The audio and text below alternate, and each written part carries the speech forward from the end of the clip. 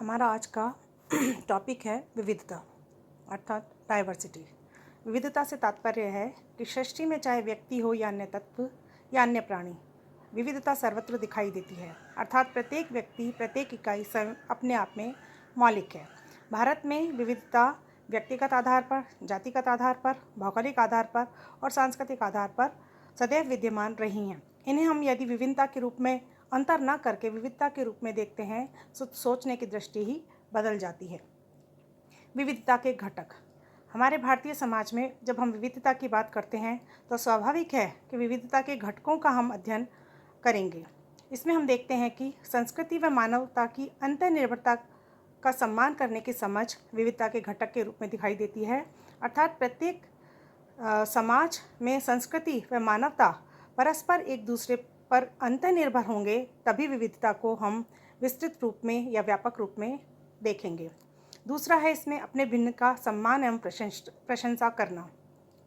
विविधता के घटक के रूप में हम जब अपने से विविधता की बात करते हैं तो अपने से भिन्न, क्योंकि प्रत्येक व्यक्ति और समाज अपने आप में अपनी धर्म, जाति, वर्ग, लिंग, वंश के आधार पर भिन्न होता है। तो प्रत्येक समाज का सम्मान करना, प्रत्येक व्यक्ति का सम्मान करना, प्रत्येक समाज की संस्कृति का सम्मान करना और प्रशंसात्मक दृष्टिकोण रखना ही विविधता का व्यापक अर्थ में हम काम में लेते हैं। अगला है विविधता के आधार पर ज्ञान के क्षेत्र का संवर्धन करना। प्रत्येक समाज और प्रत्येक व्यक्ति जब अपने आप में भिन्न है तो हम ये मान के चलते हैं कि उस विविधता के आधार पर ज्ञान के क्षेत्र का भी विस्तृत रूप और व्यापक अर्थ में देखने को मिलता है। अंतराल दूर कर साथ साथ कार्य करना। विविधता का एक अन्य घटक है कि जब हम विविधता की बात करते हैं तो व्यक्तियों में जातिगत आधार पर, व्यक्तिगत आधार पर, भौगोलिक आधार पर या सांस्कृतिक आधार पर जो विविधता दिखाई देती है, उसमें जो अंतर होता है उसे दूर करके हम साथ साथ कार्य करेंगे, साथ साथ एक दूसरे का सम्मान करेंगे तो विविधता में हम अखंडता और एकता की बात देख पाएंगे। विविधता के विभिन्न स्वरूप। विविधता के विभिन्न स्वरूप के अंतर्गत हम भारतीय समाज में जब जातिगत आधार पर, व्यक्तिगत आधार पर, सांस्कृतिक आधार पर, भौगोलिक आधार पर जो विविधता देखते हैं उसमें हम मुख्यतः प्रजाति, संस्कृति, राष्ट्र उत्पत्ति, क्षेत्र, लिंग, आयु, मानसिक स्तर, मूल्य, स्वास्थ्य, योग्यता, क्षमता, पारिवारिक संरचना, राजनीति, निर्योग्यता व धर्म को देखते हैं। ये सारे विभिन्न स्वरूप विविधता के हमारे देश की विविधता को स्पष्ट करने वाले हैं, जो कि हमारे समाज में हमारे सांस्कृतिक आधार पर, जातिगत आधार पर, व्यक्तिगत आधार पर और भौगोलिक आधार पर विविधता के स्वरूपों को स्पष्ट करते हैं। कुछ प्रमुख स्वरूप हैं जिनकी हम विस्तृत व्याख्या इस प्रकार से देख सकते हैं, जिसमें पहला आता है भौगोलिक विविधता। भौगोलिक विविधता की हम जब बात करते हैं तो भारत 5 भौगोलिक भागों में बटा हुआ है, जिसमें उत्तर का पर्वतीय क्षेत्र, गंगा सिंधु का मैदान, दक्षिण का पठार, राजस्थान का मरुस्थल और समुद्र तटीय मैदान। हम देखते हैं कि भारत में भौगोलिक विविधता बहुत विस्तृत है। इसमें हम हिमालय की बर्फीली चोटियां हैं, सूखे मरुस्थलीय क्षेत्र हैं, सदाबहार वन क्षेत्र हैं, विस्तृत पठारीय मैदान है और समुद्र तटीय क्षेत्रों की विविधता, जो कि भारत में 3,287,267 वर्ग किलोमीटर में फैला हुआ है। दूसरा है प्रजातीय विविधता। प्रजातीय विविधता या रेशियल डाइवर्सिटी हम प्रजातियों के आधार पर स्पष्ट करते हैं, क्योंकि भारत को प्रजातियों का अजायब घर भी कहा जाता है। प्रोफेसर घुर्ये ने, जो कि समाजशास्त्री हैं, ने प्रजातियों के विभिन्न समूह बताए हैं, जिनमें प्रमुखतः इंडो आर्यन, द्रविड़, पूर्व द्रविड़, मुंडा एवं मंगोलियाड हैं, जो कि प्रजाति विविधता को स्पष्ट करते हैं। तीसरा है संजातीय विविधता, एथनिक डाइवर्सिटी।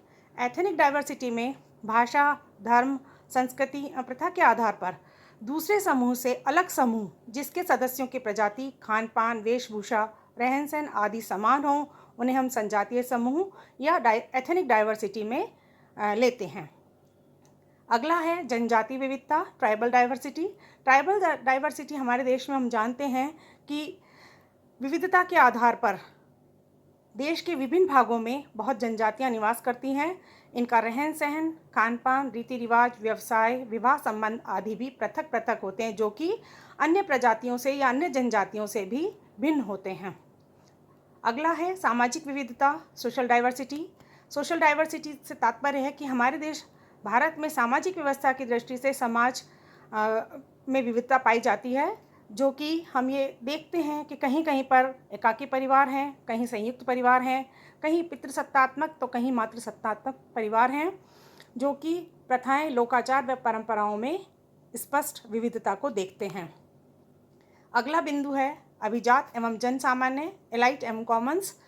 ये एलाइट एवं जन सामान्य के अंदर हम मान के चलते हैं कि इन दोनों वर्गों के सामाजिक, आर्थिक स्तर, परंपराएं, संस्कृति, शिक्षा आदि के माध्यम से विविधता पाई जाती है।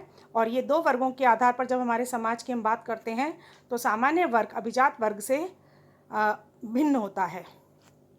अगला बिंदु है भाषाई विविधता, लैंग्वेज डाइवर्सिटी। हमारा देश भारत बहुभाषा भाषी राष्ट्र है। यहाँ भाषा एवं बोलियों का एक जाल सा बिछा हुआ है और हम भाषा को विविध रूप में देखते हैं, जो कि हमारी भाषाई विविधता को स्पष्ट करता है। अगला बिंदु है 8वां सांस्कृतिक विविधता, कल्चरल डाइवर्सिटी। माफ़ कीजिए, इसमें थोड़ी स्पेलिंग मिस्टेक है। सांस्कृतिक विविधता, प्रत्येक समाज की अपनी एक संस्कृति होती है और वो समाज की संस्कृति उस सांस्कृतिक विशेषता के आधार पर उसे दूसरे समाज से भिन्न बनाता है। इसी विविधता की हम बात करते हैं कि सांस्कृतिक विविधता का ताना बाना अंतः स्थापित है और भारतीय संस्कृति का विविधतापूर्ण स्वरूप गौरवमय है। असमानता, विविधता के साथ ही हमारा अगला बिंदु है असमानता, इनइक्वालिटी।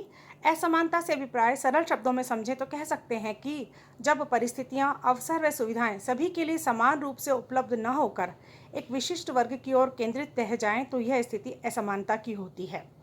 असमानता को ज्ञात करने वाले या जानने वाले आयाम या सूचक हम स्पष्ट देखते हैं कि कुछ ऐसे सूचक या आयाम होते हैं जो कि असमानता को स्पष्ट करते हैं, जिनमें मुख्यतः शक्ति, पावर, आय, इनकम, संपत्ति, वेल्थ, स्तर, स्टेज, अवसर अपॉर्चुनिटी और शिक्षा, एजुकेशन।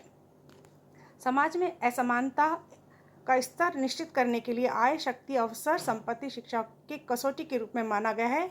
इनके आधार पर असमानता की मात्रा स्पष्ट की जा सकती है या ज्ञात की जा सकती है।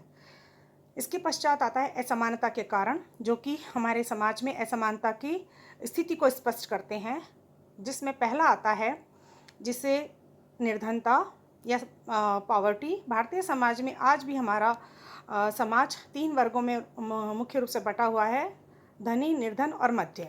यह अंतराल उत्तरोत्तर बढ़ता ही जा रहा है, जिसके कारण समाज में स्तरीकरण की प्रक्रिया में मध्यम वर्ग सिमट गया है और ये एक दूसरे के से पृथक हो गए हैं। दूसरा इसमें आता है असमानता का कारण समाज, सोसाइटी।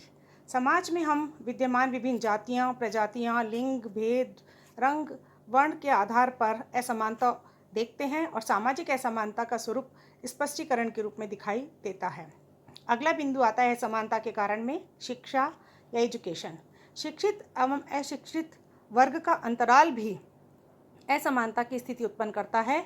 शिक्षा उपलब्ध न होने पर असमानता अधिक बढ़ती जाती है।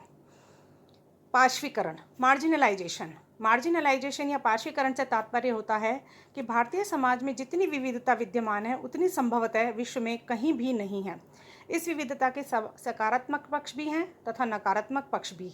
वे सामाजिक समूह जो विकास की मुख्य धारा से पिछड़कर हाशिए पर पहुंच जाते हैं, उनके लिए भारत जैसे बहुसांस्कृतिक एवं बहुभाषीय समाज में शिक्षा की क्या भूमिका हो, जिससे वे विकास की मुख्य धारा में लाए जाएं तथा उनका समानीकरण हो सके।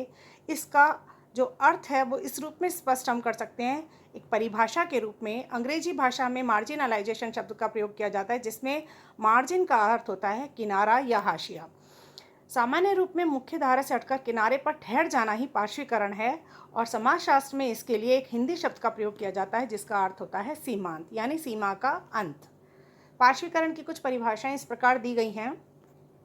शब्दकोश के अनुसार पार्श्वीकरण वह प्रक्रिया है जिसके द्वारा एक समूह या स्तर के व्यक्तियों को कम महत्व दिया जाता है या उन्हें द्वितीय अवस्था में पदावनत कर दिया जाता है। अर्थात समाज के अंदर जब समूह विभिन्न भागों में बटा हुआ होता है या समाज विभिन्न भागों में बटा होता है तो एक समूह जो कि विकास की जिसमें गति धीमी होती है या शोषित या दूसरा प्रकार का वर्ग होता है जिनको अवसर और सुविधाएं कम उपलब्ध हो पाती हैं और उनके उस महत्व को कम कर दिया जाता है, तो पार्श्वीकरण की स्थिति उत्पन्न होने की संभावनाएं बढ़ जाती हैं। वेब परिभाषा के अनुसार पार्श्वीकरण वह प्रक्रिया है जिसमें कोई चीज़ या कोई व्यक्ति समूह के किनारे की ओर धकेल दिया जाता है तथा उसका महत्व कम आंका जाता है। अब आता है पार्श्वीकृत समूह की विशेषताएं। कुछ ऐसी मेन कैरेक्टरिस्टिक्स जो कि मार्जिनलाइज्ड ग्रुप्स के अंदर दिखाई देती हैं, जिसमें पहली है ये भेदभाव की भावना एवं अधीनस्थता से ग्रसित रहते हैं। चूँकि हम ये मान के चलते हैं कि अवसर सुविधाएं अगर किसी एक समूह के अंदर कम होंगी तो स्वाभाविक है कि वो जो समूह जो अधीनस्थता से ग्रसित है या जिसमें सुविधाएं और अवसर कम उपलब्ध हो पा रहे हैं, उनमें हीन भावनाएं आ जाती हैं और वो अपने आप को दूसरे समूह से जो कि विकसित या विकासशील है से अपने आप को अलग महसूस करते हैं। दूसरा इसमें आता है, इनमें कुछ शारीरिक या सांस्कृतिक शील गुण ऐसे होते हैं जिनके आधार पर ये प्रभुत्व प्राप्त समूह से पृथक या अस्वीकृत होते हैं। तीसरा इसमें आता है, ये एक सामूहिक पहचान या सामूहिक बोझ की भावना से एकजुट होते हैं। चौथा इसमें आता है, ये कुछ सामूहिक सामाजिक नियमों से संबंध रखते हैं जिन्हें कुछ लोग मानते हैं, कुछ नहीं मानते हैं। पांचवा इसमें आता है, ये अपने समूह में ही वैवाहिक संबंध स्थापित करते हैं। जो कि पार्श्वीकृत समूह इस प्रकार के समूह हैं जो कि अन्य समूह से जिनकी सुविधाएं, अवसर और लाभ अलग होते हैं, वे अगर अपने स्तर के अनुसार अगर संबंध नहीं रखेंगे तो उस स्थिति में उनका समाज से एक तरह से पार्श्वीकरण की स्थिति उत्पन्न हो सकती है। अब कुछ पार्श्वीकृत समूह के उदाहरण हैं जिनमें अनुसूचित जातियां, अनुसूचित जनजातियां, निर्योग्य जन, महिलाएं, बालक एवं बालिकाएं, आयु प्राप्त या वृद्ध जन और लैंगिक अल्पसंख्यक, ये सभी जो कि पार्श्वीकृत समूह के उदाहरण हैं। इनसे स्पष्ट होता है कि ये समूह उपेक्षित भी हो सकते हैं, हीन भावना से ग्रसित भी हो सकते हैं और प्रभुत्व प्राप्त समूह से के अधीन भी हो सकते हैं।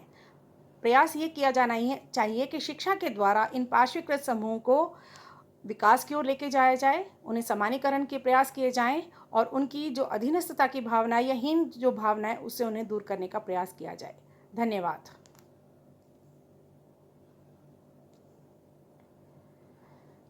अब सुनो,